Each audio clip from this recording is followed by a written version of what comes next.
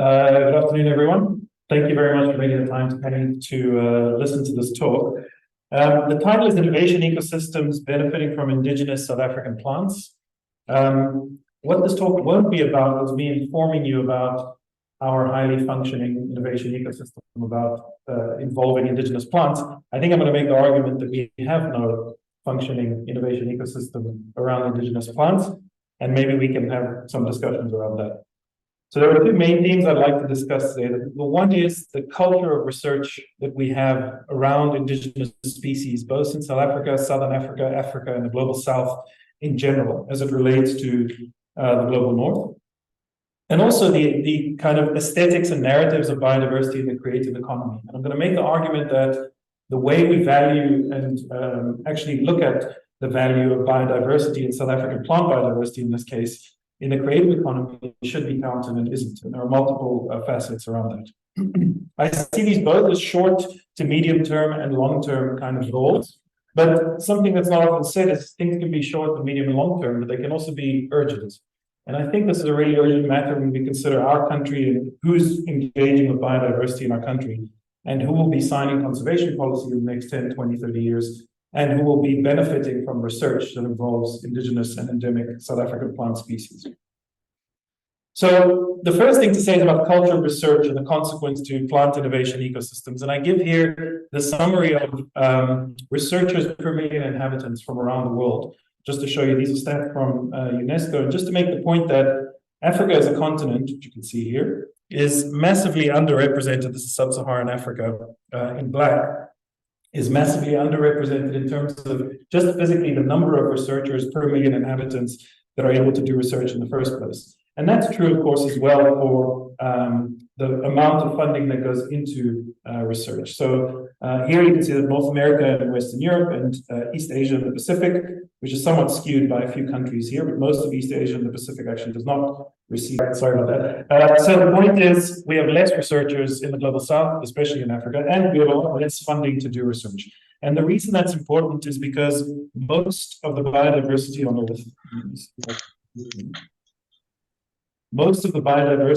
Earth occurs in these 17 countries that you can see highlighted here. So 70% of the world's biodiversity can actually be found across these countries, from Central and South America. There's quite a few in Africa actually, but they don't make the top 17. And then Southeast Asia, going down to Australasia. And South Africa is actually one of the most biodiverse countries in the world. If you make that list of just the species of vascular plants, I don't expect you to read the numbers, but the species of plants found in these different countries, South Africa ranks about fifth in the world fifth or sixth in the world of 200 countries in terms of how many species of plants we have, which is an incredible resource in terms of biodiversity. And the relevance of this is in the context of the next 2 decades of bioeconomy and us benefiting from plants, plant genomes, products, and a whole lot of applications and functions of plants that they can offer to society.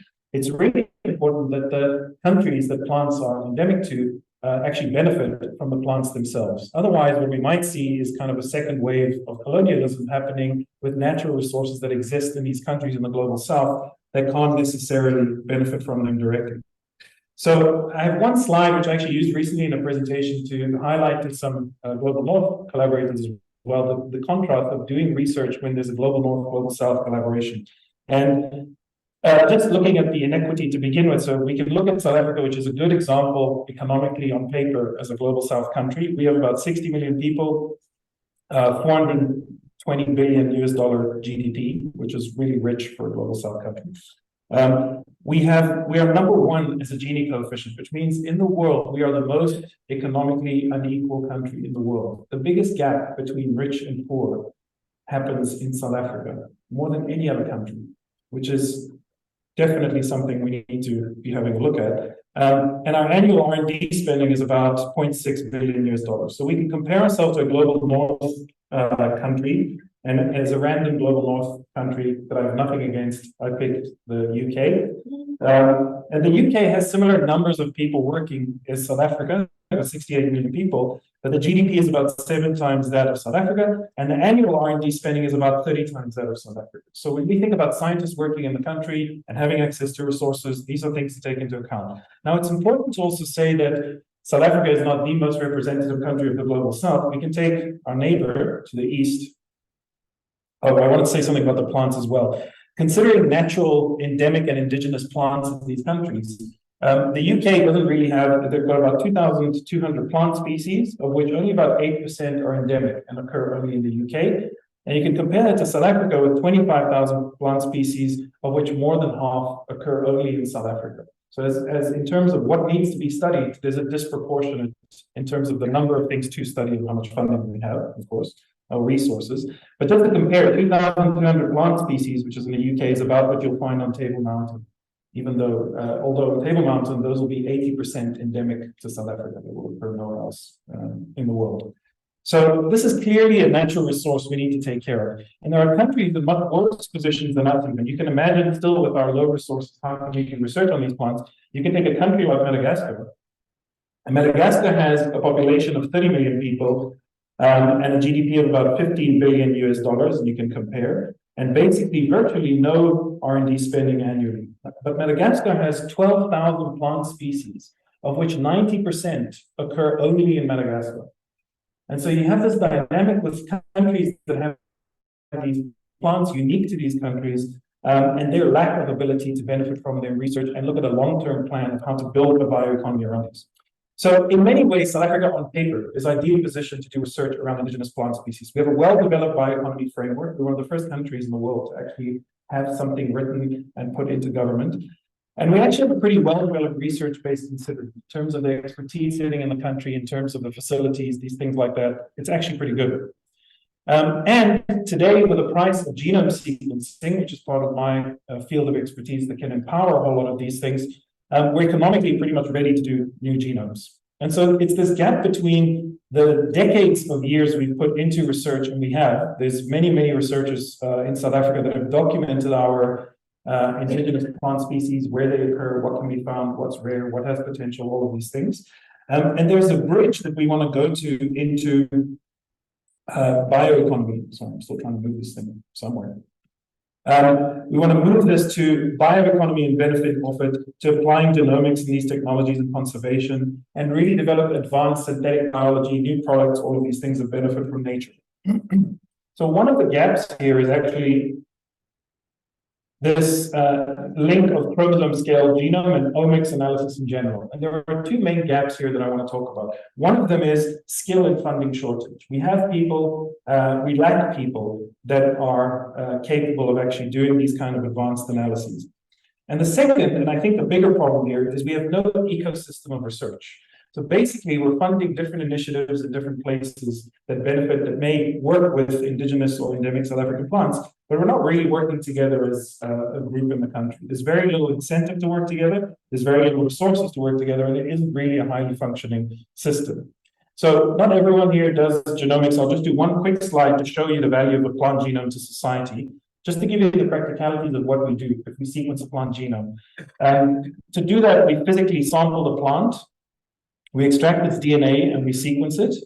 And then we get the data, we assemble a genome, and then we say where all the genes are. And then we can do a whole lot of analysis and things that can take us into other applications. So in general, this can be used to do either fundamental or curiosity-driven research, of course, but you can also do study populations. You can look for novel molecules, genes, pathways that can produce novel products, things like medicinal plants. We can do genome editing, we can do synthetic biology. So all of these are empowered by the presence of a genome for researchers in a bioeconomy.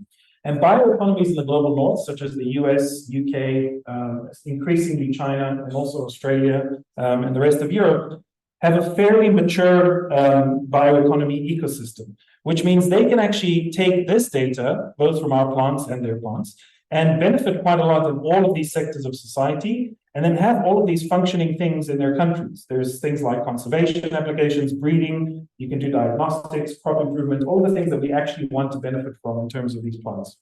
And the important thing to say about these things is that the value of teaching people to do this is nowhere near the value of having these kinds of skills in your country. And really the value comes from having a highly functioning innovation ecosystem. That's when you have the new synthetic biologies are going to be like the Google and Apple of things that are going to produce new products that are going to be used, green products being used in the economy. But often some of these products could be from genomes or pathways of plants from genomes from the global south. And the chain of value to get that one product is so far that it's very difficult to say we should get some kind of cut from something that took 10 years to develop in a very mature global north innovation ecosystem. So that's part of the problem. And the consequence of how this manifests now that sequencing genomes is so cheap is that we have so-called helicopter science. So that's where I, as a Global South collaborator, don't have the money to sequence plant genome. So I would sample some material, send it to a Global North lab, and they would do all the analysis and everything, and I would be on the paper somewhere in the middle. I'm not talking about myself, I'm saying this is how things work in Africa. And that works across, I'm talking about plant genomics here, but this is also true from health. It's true from many perspectives. And I've spoken to colleagues across the continent in epidemiology, diagnostics, in microbiome research, in conservation, medicinal plants, everywhere from Mauritius to Ghana to Uganda to all of these countries is a very similar challenge. We don't have a lot of the resources.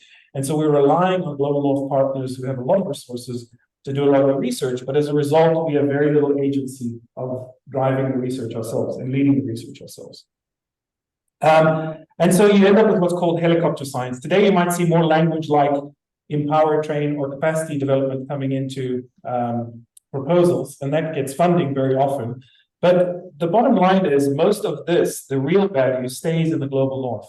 Most of the students training, most of the leading researchers that are actually leading the study are staying in the global north. And from Africa itself, we also have researchers that get frustrated and leave to global north labs because they want to do this kind of research, but there's no support for them there.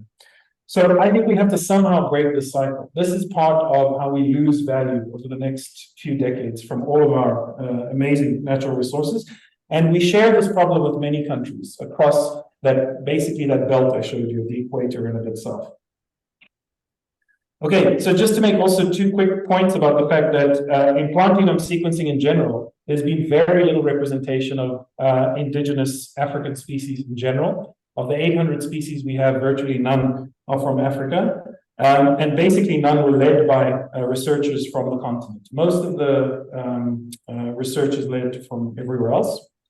And so some of the things that can be done, one of the things we did in my lab is sequence the first South African plant genome, and we sequenced the king protea because it's our national flower. And so this also gave us the opportunity to have some interaction with the press, get some publicity for it, and also then have the discussion of why it's important to actually study South African biodiversity. So part of what we should all be doing, I think, as a research community, is not just trying to work together with each other, but also highlighting to the public why it's of value to sequence South African species.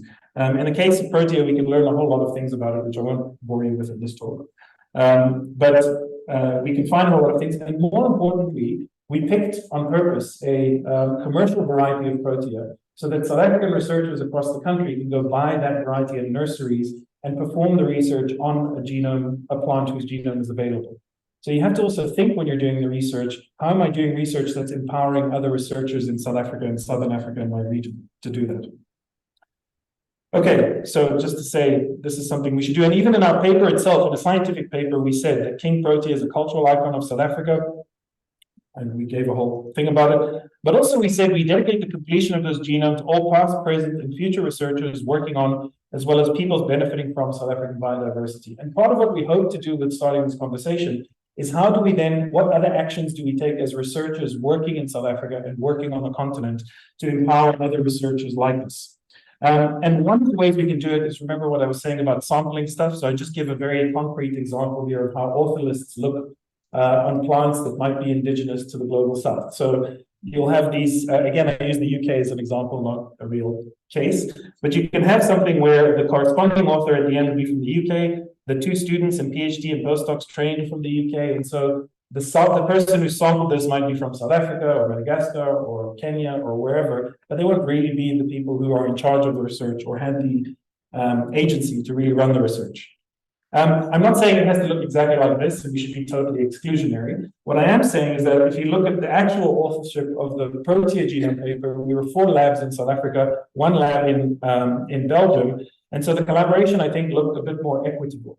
The co-first authors were from Belgium and South Africa. The corresponding author, the work was done here in South Africa. And so the skills are staying here also into some of the projects we have going forward. So I think that's very important, that it's not helicopter science that goes in and comes out, and it's a long-standing collaboration. And again, this is to say nothing of the nationalities of people working on that. I'm not saying we shouldn't have diversity of people working in labs, but I'm saying that if a lab is in the global south, this is what it should look like in terms of equitable research. The benefit should come back to the global south from the research. And I think that's a very important aspect. So one of the ways I think is important to do is to think in systems. And I really want to recommend this book to people who are interested in systems thinking. This book is a collection of a whole lot of things from Donella Meadows, who is really one of the inspirations of understanding not just sustainability, but systems in general. When you talk about economic systems, political systems, any system really, it's a really informative book. And you can start looking at innovation ecosystem as a conceptual model. So really start thinking about what is the thing, because we can feel like we keep trying to change things. In my own area, in terms of bioinformatics, the government was actually ahead of its time. It invested in a lot of people funding to do bioinformatics a few years ago, which stopped. And that trained a whole lot of people. Many of these people have ended up going into data science and are now working for MTN and insurance companies and all of these things, which is fine. They have employment. But it did not achieve the goal of actually building an innovation system about involving bioinformatics. Okay, so basically my argument is that we need to start thinking about, at the moment, government views universities as knowledge producers. And we also are aware that, especially when it comes to indigenous and endemic plant species, there is indigenous knowledge expertise that sits in the country as well. And the way government views the bioeconomy is they want to see translation products. So they want to look at either molecules or floriculture, food crops, medicinal plants, etc., or any value that comes out of conservation or regulation. And that manifests itself in terms of economic benefits. The concrete things are things like incubators, pharma, agro-industry, communities, smallholder farmers, SMMEs, creative industries. This is the kind of functioning bioeconomy the government would like.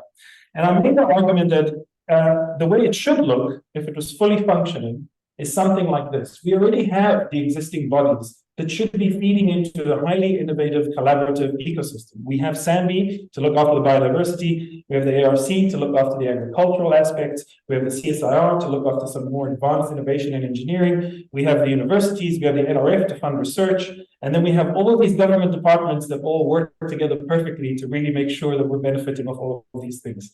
And of course, I really genuinely think none of this functions in South Africa. We have all of the parts and none of the benefits of what should be a highly functioning ecosystem. So the question is, how do we actually make this ecosystem work? And can the cost of not doing it is basically the status quo, which is, as I make a point in the next few slides, not that great for our country, I think, in the long term. And here I just want to talk about the aesthetics and narrative of biodiversity in the creative economy. So the concept in this kind of putting together a number of ideas, which we're calling eco-cultural justice, so the intersection essentially of ecological, economic, and cultural justice. And basically this talks about how are we excluding or exploiting people and nature, and essentially also the interaction between people and nature when we're doing research in this way as we're carrying it out on plants. So this is a paper that actually came out just a few days ago, which looked at the diverse values of nature for sustainability. I want to especially show this to talk about the discourse that's going on globally about sustainability, about climate change, about the crisis, about all of these things that we all really like talking about. These are, this is a review of 50,000 papers. Without drawing your attention to everything, there's two things I'd like you to notice. One is, of 50,000 papers that were considered, Africa is fairly light in terms of its contribution. And so just thinking about the discourse of what is being published and about what, we are not part of that conversation as such. Sorry. And then just to focus on this talks about how do we value nature in the first place. And here's where I make another argument. We keep talking about having other values to nature, right? So it cannot just be economic, capitalist, utilitarian, this is good for me, therefore I should use it. That always ends up in exploitation. That always ends up in broadening inequality, and that always ends up in creating wealth for a few and ignoring the others and leaving out of it, which I don't think is the right kind of thing to do. So 74% of these 50,000 papers that were considered nature as an instrumental, from an instrumental perspective. What that means is they considered nature as the benefit it gives us as humans. And so you're only thinking of how do I take policy based on how am I benefiting from this thing? Now, I cannot make that case for 25,000 plant species in South Africa. For that, for many of those species, I would need to make an intrinsic case. That means I'm saying nature for its own sake deserves to be conserved. We deserve to have policy for that, outside of us using it or benefiting from it in any way. But more importantly, and I should say this because I specifically looked at it, because 20% looked like a nice number. At least some people are considering nature's inherent value. That still does not get fully integrated into any policy decisions. And so this relationship with nature, we have a human-nature relationship and connection that's not being factored into how we're building our societies, our economies, and all of these things. And again, something else to say is the views of indigenous peoples and local communities are underrepresented. And I want to make the point here, because we're in Africa, that this takes into account indigenous people pretty much everywhere else in the world except our continent. And as we know, maybe some of us don't, we are around a fifth of the population of the world. We have 3,000 ethnic groups or more, and we have about a third of the world's languages. But we are not currently participating in that discourse. We're not able to bring our value systems on these conservation policies, on how should we build innovation ecosystems, on how should this benefit. And so what ends up happening is you will always end up under the heel of a global free market economy, which is really not run by you. You're trying to compete in something that's not, you don't have much power over. So I want to bring it a little bit more to South Africa, and I wanted to look at this intersection between bioeconomy and the creative economy. So are people aware of the creative economy, what the creative economy is? So the creative economy is anything that's a creative product that can make money. So anything from fashion, movies, music, design products. So it's a big part of our economy. It actually makes up 3.1% of South Africa's GDP. It's more than agriculture right now. So the creative economy is an incredibly important sector, but I think this has been ignored in terms of how do we then feature nature in our creative economy. This has got more to do with what is our relationship culturally, and also what benefit, actual material value, is being brought out of representation of nature in the creative economy. And again, if you have this instrumental view of nature, you just see nature as a resource for people, and I'll show you examples of this. And this always ends up, because of this system of capitalism, as exploitative and exclusionary. So you end up with success to the successful, meaning the rich get richer. I won't get too much into the architecture, but that's always what the system will end up doing if that's the nature of how it works. So just some opinions about in South Africa, what does ecocultural injustice look like? What does it look like? One of these examples, if you look at this aerial photo from Johannesburg, it used to be that during apartheid, this would have been 100% white, and this could have been 100% black. And now what you might find is this is 50-50 black and white, and this is still 100% black. And what that means and what that tells you is that still today, despite the dismantling of apartheid and being a democracy for 30 years, the systemic injustice is maintained for the majority of South Africans. And that's the problem, is that more than 50% of South Africans are living in these conditions, and more than 50% of South Africans are earning something like 1,000 Rand a month. And so these are not South Africans that can join in the conversation about biodiversity. These are not people who get to engage with biodiversity and this knowledge in their neighborhoods. They don't live in green spaces. They don't get exposed to knowledge about potential careers in these things. And so to me, that's just, well, you can make the argument from two perspectives. You can make a moral argument and say this is not right in terms of what we're trying to do and how we're trying to run a country, to leave out more than 80% probably of our population from the discourse about content about biodiversity. But you can also make a pragmatic, practical argument. These same people might be signing conservation policies in 30 years, 40 years, 50 years. And so they need to have some connection with biodiversity. And they also need to have some connection because you want their brains working in your bioeconomy. There's no way of engaging them if you don't actually expose them to this knowledge about biodiversity or the biodiversity itself. And the same argument about the resources we've generated. We've put so much money and so much effort, really, thousands of lives of scientists have documented our biodiversity in South Africa, which is huge. And we actually have all of this. But in general, it's not very accessible. And it's relatively high cost. In other words, these resources and this knowledge will not be sitting on an average South African shelf. And that's the problem, is that we don't have any way of engaging most South Africans about our biodiversity until very, very, very late, where we might give them this view of, well, you can use nature for whatever, but we've disconnected them now from what potentially may have actually been knowledge that was hundreds of years old and cut off, and a whole lot of other ways of connecting with this knowledge. So I think these are problems. And another problem is language. Most people do not speak English as a first language in South Africa for the first few years in their lives, and they will have no opportunity, again, to engage with this knowledge and actually connect with the content. So I don't have much longer left, but the other point I wanted to make is about what is the aesthetic representation of biodiversity. If you look at commercial products, artistic products in the creative economy depicting South African biodiversity, I will make the argument that they only tell a single narrative of what biodiversity is. And so we have this amazing diversity of cultures in the country, amazing actual knowledge about these plants from multiple perspectives that are not just scientific or colonial or cut flower market or anything else. But this is how we tell the narrative of our biodiversity, and we limit ourselves to these products that are not speaking to the majority of South Africans. And so I think that's actually where we need a massive change, because we have amazing artists in this country who want to tell different stories if given the chance. And so that's one opportunity, I think, to both for job creation and to actually make the culture a little more equitable in terms of people's engagement with our biodiversity. And we also started looking at how do you name something after a protein. So if I called something Table Hotels, it's unlikely to get as much commercial attention as Protea Hotels from South Africa. And in general, because Protea is an iconic name. But we don't really think of, is it okay to just name a company after nature and then nature doesn't have to benefit or not from it? And that's something we've started looking into. In fact, we found more than 200 companies with a registered name of Protea. And we're doing a study now looking at multiple species names and how many companies are named after these things. What are they worth? And where are they in the world? We found one that's, Richard, remind me, it was Protea Holdings, Virgin Islands. Yeah. So you'll find many of these examples of people that are using names of South African biodiversity and not really. I could open today, I've said this in other talks as well, I could open Protea mining and go and mine the fynbos and destroy proteas with no irony, because we don't have any mechanisms of how do we treat nature in the country. And I think that's a problem. So I think this requires research and policy changes.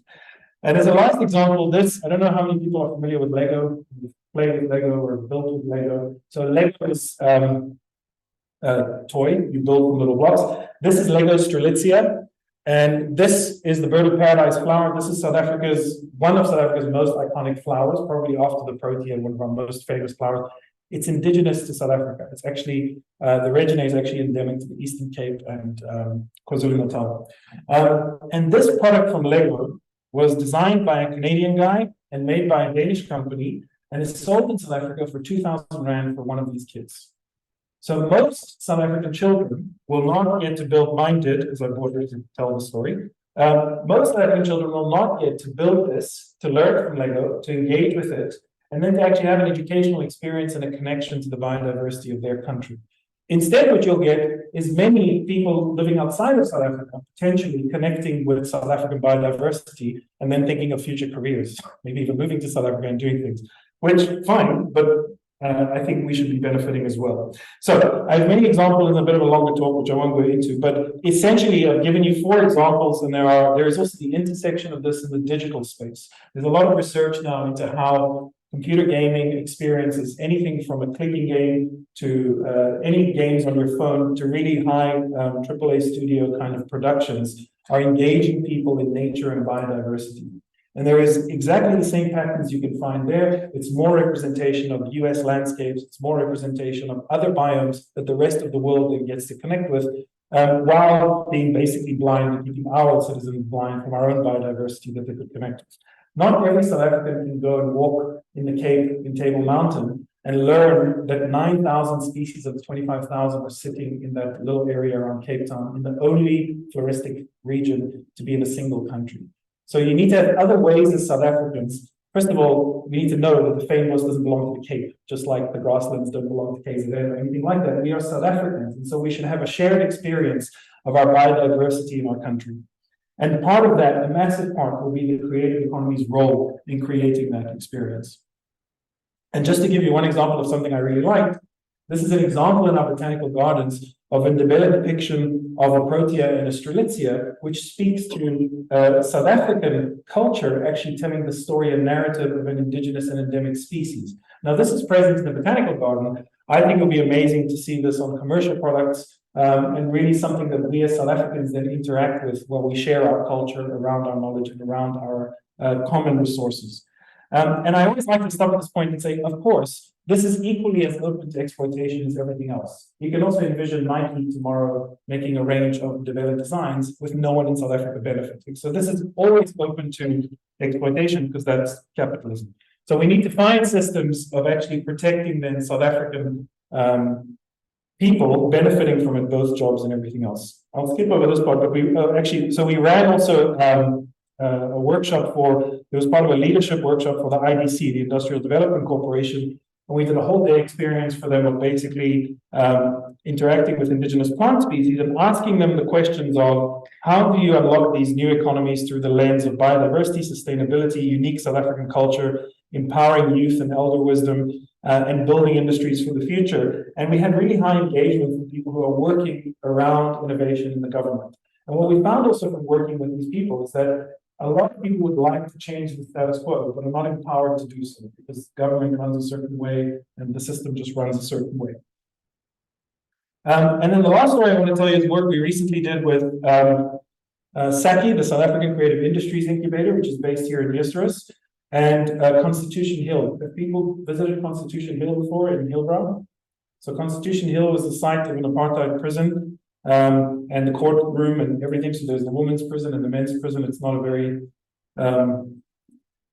nice visit, but it's really worth doing a tour and actually going through the jail cells and seeing what some of the history of this country. And this whole place is being developed as a creative hub. So Nando's have built a musical studio there. Many artists and residents are going there, and the idea is to create a new creative hub of creatives working together and creating from our history new narratives of what we're doing. And so in collaboration with the CEO of Constitution Hill, we actually picture the project together, myself and Saki. We could commission 30 artists. This is from National Arts Council funding. We could commission 30 artists in a competitive process to do 2 murals of Constitution Hill, one inside the women's prison and one at the bottom. The idea there is to expose people to this idea of ecocultural justice, of the fact that most South Africans don't have access to this knowledge and should be having access to it. And it'll be right in their faces because there's like the Mail and Guardian office, so there's press, there's creatives, there's things, and the idea to hold discussions around these spaces where there is a poignancy of continuing injustice in our country around biodiversity, again, whether it's intentional or not. And so this is just one photo of what the mural came out like, the 30 artists working together. But the important thing here is we have a community of about 30 artists, young artists that are all still trying to make it in terms of their reflection on their connection to biodiversity. Many did not know the stuff I told you now. Many have engaged with it a lot more since and have actually made it their focus to start looking at South African biodiversity as a theme. And really, I was just blown away by what these people produce because we have this amazing pool of talent as we witnessed. And I would encourage you to actually check out the website they created. So it's Amandla We Cell. So it's Amandla We CELL, like a jail cell and a plant cell. amandlawecell.org.za. And there you will see some of their experiences. Maybe you can even support some of them. All of their Instagram profiles are there, so you can look and see them. And the point now is that we have a community of artists who are, not only do they get more work at Constitution Hill as a result of this, which caused some employment benefits, but the discussions continue. Opportunities are constantly being sent on the WhatsApp group. We continue to start this nascent movement around it, looking at the creative economy and bioeconomy. How am I doing for time? I'm going to finish up.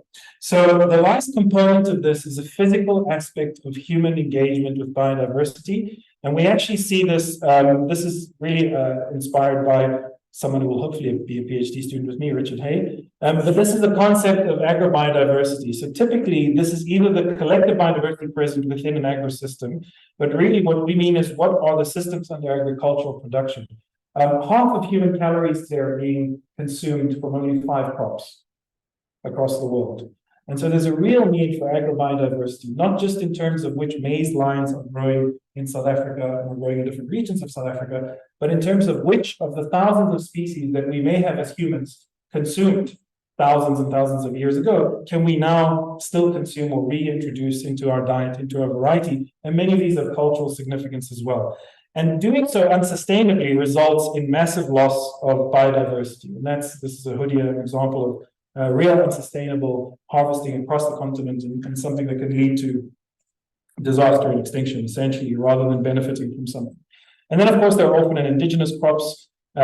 These are not just containing novel genes and phytochemicals, so increasing nutrition is not just from something we go buy at the shop, which all of us have to consume from one producer. It's also, like I said, there are cultural, this is teff harvesting in East Africa, and there are cultural connections to plants and viable in terms of the face of climate change. So in general, I don't think I need to convince this community that looking at these things is very important.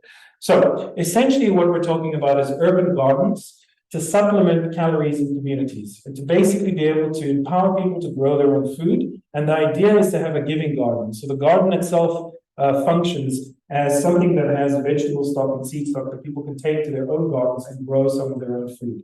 And the idea here is also to have the giving garden itself is an ecosystem service. It provides a whole lot of ecosystem services, but also there is community engagement around that.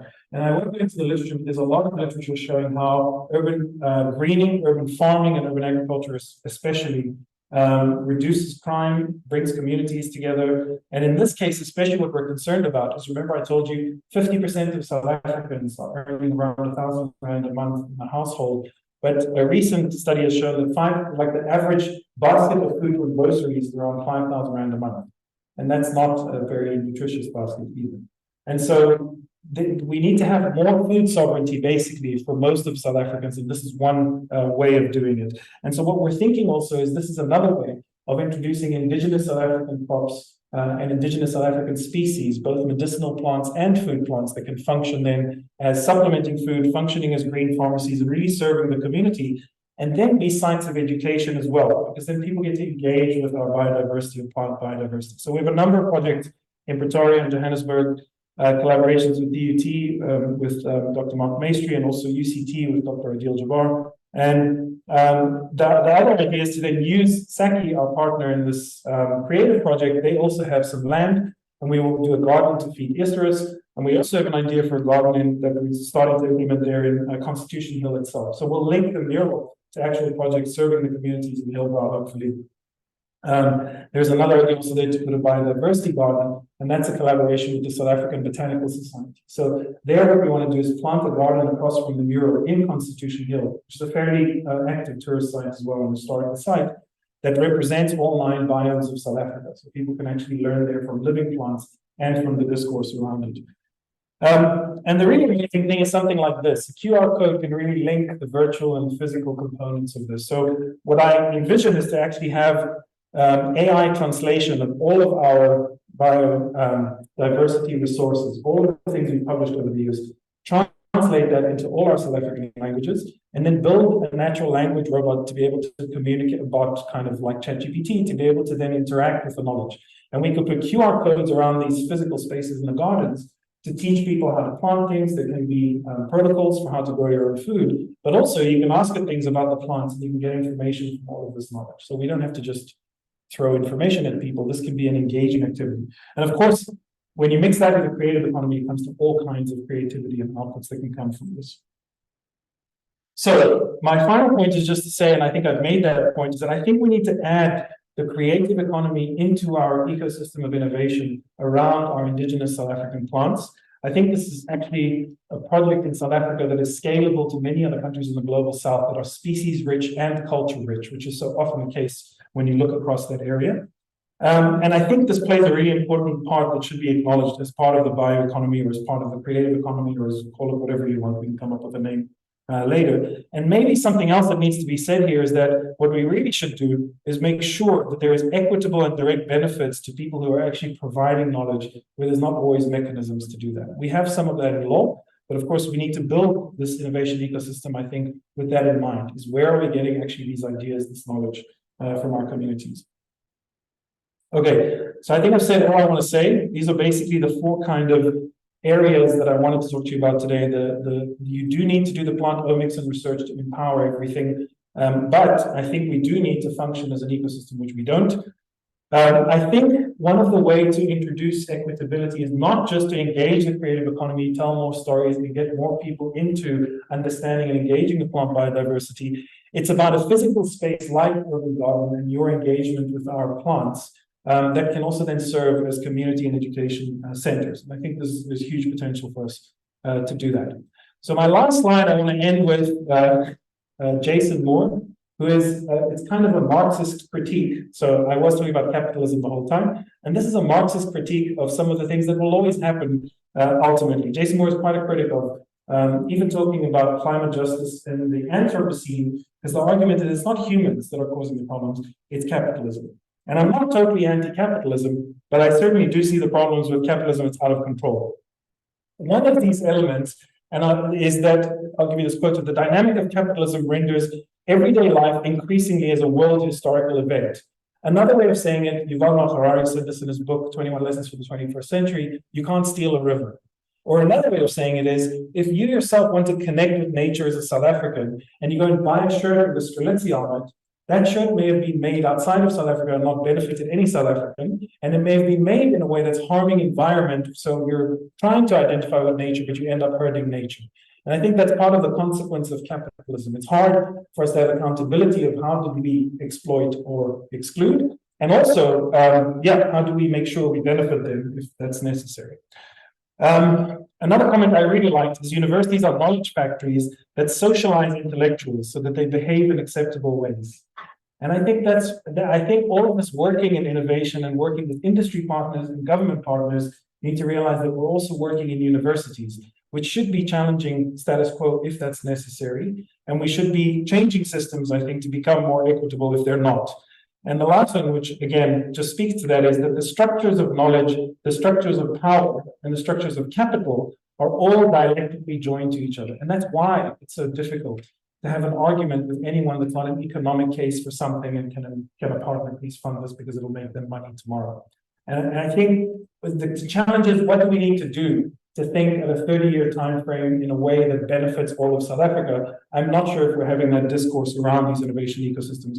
And I think we should. So with that, I really want to thank you for listening to me for so long. My email is quite long, but if you want to get in touch with me, you can Google APSB Fabi, and on the website is a link to my profile, but I'll leave it somewhere.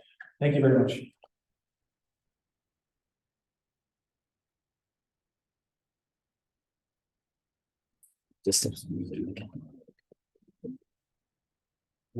Oh no, don't go anywhere. Yeah. Thank you very much, Ish, for a very good talk. I did say he was a lateral thinker and a systems thinker, and he put paid to those words. I'll allow an opportunity for some questions, but if I could kickstart for you, Ish, and ask what is the barrier for systems thinking? And I'm looking at this at a high leadership level, because that enables a framework for people to work in, right? So what inhibits that level of thinking? I'm not sure it's that people are not capable of it. I think people are really not, considering the system, people are not motivated to look at it as a system. So if you're comfortable whether you're in government or not, I should say comfortable is a tough word. If you're in a very economically poor country, last on your list is culture and does a kid benefit from some education. So we're not in a position to necessarily say this is a nation building thing. On the one level, it's how do we get South Africans to function as South Africans? Is anyone a patriotic South African anymore after the last 15 years? Do we have a unified South African identity compared to how we may have 94 to 2005? We've been through a lot of trauma as a country. So the role is, who are the mavericks among all of these networks that are speaking to different things which most people feel they're just not in a position to connect with as a South African. The second thing is, at every level that I named, you can find people who are complicit in not moving to fix that system for various reasons. Again, if I'm, Often across the continent and even here, you might have senior professors who are just not interested. They don't need to be, even though they're in positions that might be really be able to speak to power and say, look, this is a real issue that needs to be tackled. And then the other thing is really just creating the networks of people who work together. I think that's part of the challenge. And then we need to have a discussion about how to build the system because it doesn't exist for now. And that takes me to my second question around the system. You've raised the limitations around the research outputs in Africa compared to other aspects in the continent. But how do we structurally build that science system, which eventually becomes competitive? I mean, I don't know the solution. I think the solution is from multiple stakeholders getting together and talking about it. But one thing I will say is it's better to have, this is just a practical example from 2 grants that I saw. It's better to have something like a FLAIR grant that gives someone in the global south a disproportionately high amount of money for a few years to do some research by themselves. It's better to do that than to give Cambridge University £35 million to come fix a problem in Africa. So rather fund, if anyone can petition funders anywhere, fund researchers in Africa to become research leaders working in South Africa and Africa, and you'll see that you benefit from it. If you're just funding short research projects or research projects that are not leading to sustainable research happening on that theme in the continent, you will see no resilience in the system. That's what we saw with the investment in bioinformatics in general, much of which ended up outside of South Africa and outside of potentially benefiting South Africans directly because there's no opportunities. So yeah, fund people, actually. Just fund scientists working in South Africa on this. Yeah. So sorry, I want to give one example. If I have an industry that works with one crop, I might fund a South African research chair around that. And that chair will be maybe 1 or 2 or 3 people that will research that species for me for industry. You cannot do that with 25,000 plant species. So we need to reimagine how do you have an innovation ecosystem and expertise that's working together on all of these plant species? And the current academic system, the current funding system does not really create that kind of environment. It creates a different competitive environment where we rather work apart from each other. Together. All right. I'll allow for hands if anyone has any questions for Ish. Nikki, Tom will give you a mic. Thanks for the awesome talk. I was just thinking a little bit more on the practicality of urban farming because students will tell you it's very hard to keep plants alive and there's a lot of resources and time required to do that. So how do we practically put these things in place? So I can't speak to it fully and I'll get Richard to answer it sometime, but one thing I can say is that the thing we're not going into is I'm not looking at building small businesses or having high-end things that can potentially become susceptible to corruption or collapse or all of these things. We're looking for the most basic way to feed people. Onions have doubled in price in the last year. So there are basic vegetables that people can grow in their gardens. And the giving gardens are a kind of model where professionals from university, from Innovation Africa, from the South African Botanical Society, people who understand how to grow it, can engage with the community. And ideally, like we do have in some gardens, we will have a full-time employed gardener that can then carry through the knowledge and help people out as they do that. So there's constant feedback between, yeah, but we'll see. Yeah. Any other question? Is there someone online that has a question? Sorry, I'm not the first to invent urban gardening. There's plenty of so we're going into fairly mature. Is there anyone online that has a question? Just start.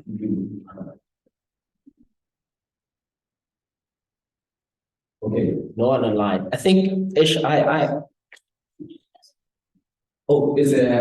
solution? Please go ahead. I'm so sorry I'm late to putting my hand up, but that was really inspiring, Ish. And I want to ask about how we connect with existing societies. So there may be existing societies that are around botany societies that are more organized and have been in existence for a while. And how do we engage them as well? So these may be people that are just maybe amateur gardeners as well, but there's some strong societies in the country. Do do you think that there's an easy way to get them on board as well? First of all, so we have some on board already, and I've spoken to the CEO of the South African Botanical Society. Is it CEO, Richard? Is that the title? and there's a lot of already support at that level of the society itself. They are several thousand members strong across the country, and part of what we're going to do is then engagement kind of tours and actually get understanding of this with different projects. So, I mean, there are already active conservation projects and things going on that the society is participating in. That's why I'm talking about an ecosystem. You need to, if you go individually to a botanical garden, one of the botanical gardens run by Sanvi, and if you talk to amateur plant breeders of Clivia or any other Southern African species, or if you talk to breeders, actually, we've gone to several nurseries that are selling indigenous plant species, including the Aloe Farm, which has just won the Chelsea Flower Show in the UK. I don't know if you know, but that's a huge deal with an indigenous South African agapanthus. So what we're doing is connecting all of these communities of practice that are not necessarily considered traditionally in the research ecosystem, but I think all of these are actually part of the innovation that we need to see as a country, because then they can also see direct benefit to themselves. So yeah, it's a building process, a grassroots building process, basically, which we've started doing at multiple levels. Thank you. Thanks.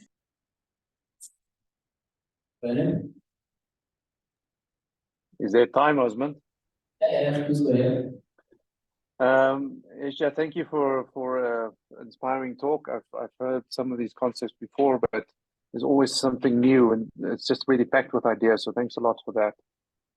As a future Africa, as an innovation Africa community, and maybe a future Africa community as well, where you are talking right now, practically, how do we get involved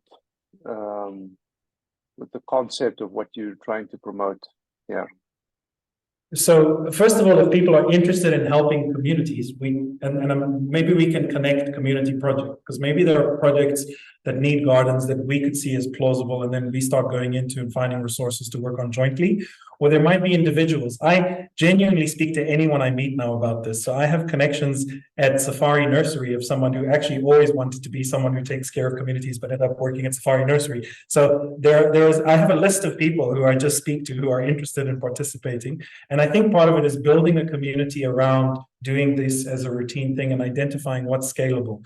I would say the other thing is conceptually and philosophically to start thinking of food security as part of Innovation Africa and even UP's role of kind of what are we handling as Innovation Africa. You need to think of this as an alternative complementary food source in addition to large agriculture. So I think there are opportunities there on actually then putting the bottom up and top down pieces together as we consider research towards this. Because these will become, if urban farming scales like it does in many other places in the world, it's already scaling, you will have the exact same challenges that you have in agriculture. You will have crop losses, diseases, a whole lot of things that bring a whole lot of other research. And so designing it and being participants from the beginning, I think, will be beneficial.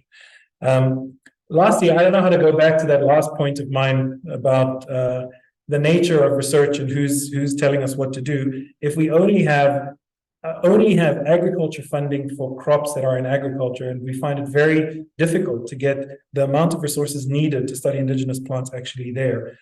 Somehow, if we can mobilize a network to pressure a whole lot of stakeholders, including, there are companies that should be in corporate companies that should be funding this, even though they're not necessarily agricultural companies. So it's about getting that message across, I think, as a community. Thank you. Thank you. I'll give Dombi just the last one. Dombi? Hi, thanks Ash for that very interesting presentation. And my question sort of links with Sanushka's and Bernard's, and I'm just thinking I would like to be part of this. I would like to get to know about indigenous farming. How do I start a farm? How do I start? Because I always have this thing that we have land and we've got grass in your house, just I could do more with this than just put grass. So I was wondering, can you have sort of maybe small courses or small meeting communities for people like us, just professionals who can just meet, and then you can give us tips. This is how you start your garden. This is how you treat indigenous plants and stuff like that.